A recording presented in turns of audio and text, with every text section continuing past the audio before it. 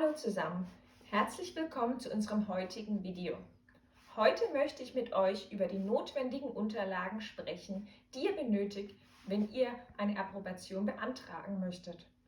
Im letzten Video haben wir uns angesehen, was ihr bei der Beantragung der Approbation beachten müsst und wie sich das Verfahren unterscheidet, je nachdem, wo ihr eure medizinische Ausbildung gemacht habt. Heute geht es aber konkret darum, die erforderlichen Unterlagen durchzugehen, die ihr benötigt, wenn ihr die Approbation beantragt und aus einem EU-Staat, einem Vertragsstaat des Europäischen Wirtschaftsraums oder der Schweiz kommt. Wir werden uns dann in den nächsten Schritten die Dokumente ansehen und ich werde sie euch dann näher erklären.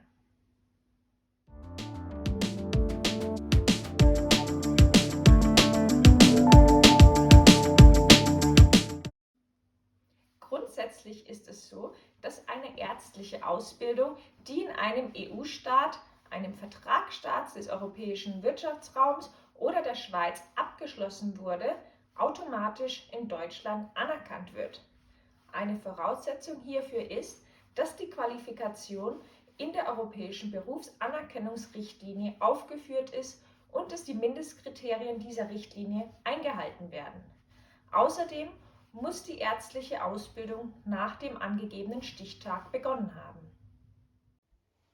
Den Antrag auf Approbation müsst ihr bei der Bezirksregierung einreichen, wo ihr auch später vorhabt zu arbeiten. Manche Bundesländer verlangen da konkret Belege dafür, dass ihr zukünftig in deren Regierungsbezirk arbeiten möchtet. Das kann dann zum Beispiel so aussehen. Ihr müsst dann eine Bescheinigung von einem Arbeitgeber einreichen oder von einem potenziellen Arbeitgeber, aus der dann herausgeht, dass ein Interesse an eurer Einstellung besteht nach dem Erhalt der Approbation. Oder ihr könnt es durch persönliche Umstände nachweisen. Vielleicht habt ihr Familienmitglieder in einem Bundesland oder sogar einen Lebensgefährten.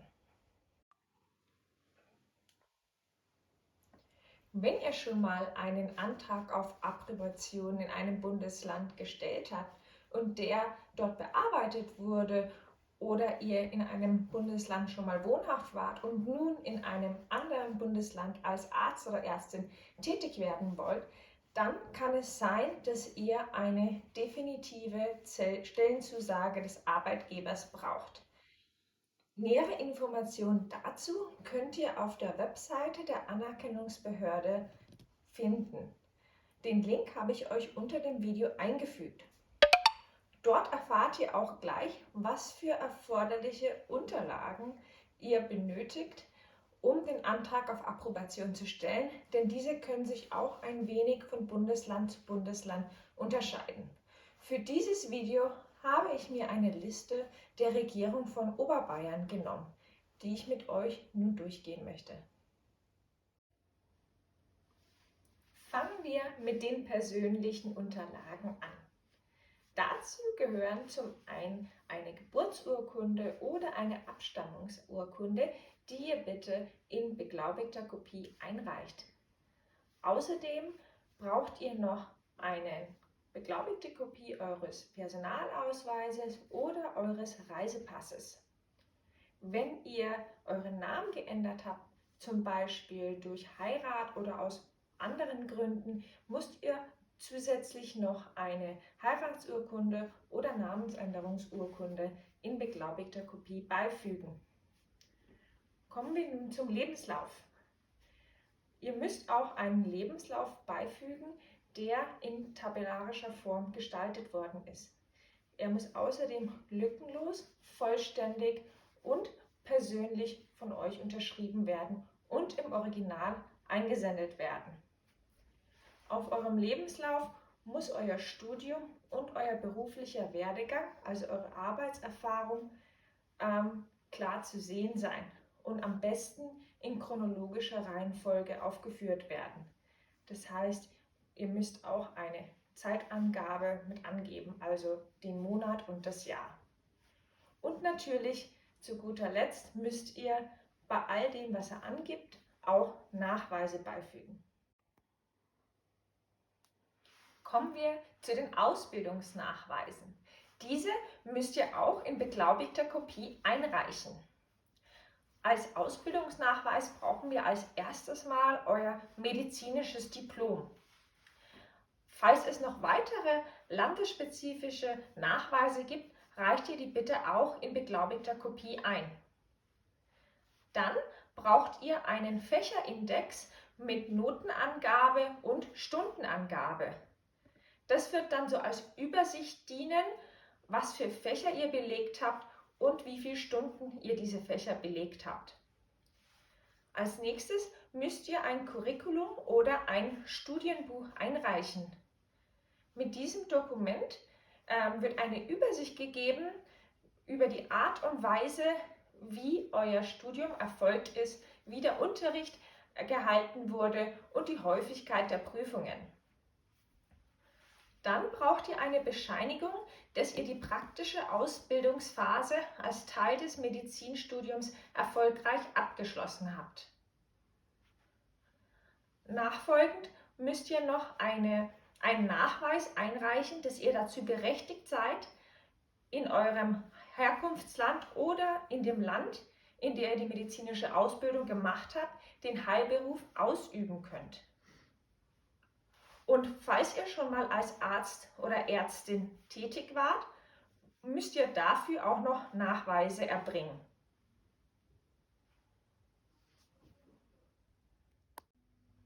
Als nächstes müsst ihr eure Deutschsprachkenntnisse nachweisen. Das könnt ihr zum Beispiel mit einem B2-Zertifikat von einer anerkannten Sprachschule. Für den Antrag auf Approbation reichen B2-Kenntnisse erst einmal aus.